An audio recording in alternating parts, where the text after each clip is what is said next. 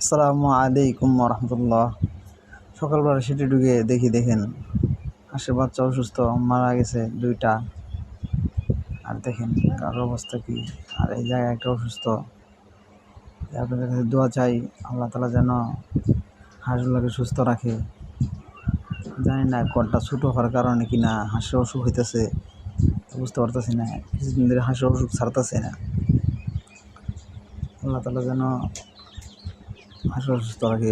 এই জায়গায় আরও কয়েকটা হাঁস অসুস্থ আপনাদের দেখায়। এই যে কয়েকটা দিন ধরে 2-3টা 4-5টা এবারে আছে আরও। যে জায়গায় হাঁসগুলো চড়াই সে জায়গায় অনেক হাঁস মরে থাকে। আর আর 2টা হাঁস আছে এইভাবে ছোটো হাঁসগুলো রাখি, অসুস্থ হাঁসগুলো রাখি। এই জায়গায় 2টা হাঁস অসুস্থ, কদিন ধরে ওষুধ ছাড়তেছে না হাঁসের। জানি না কিসের কারণে ওষুধ খাওয়াইতেছি, তারপরে ওষুধ ছাড়তেছে না।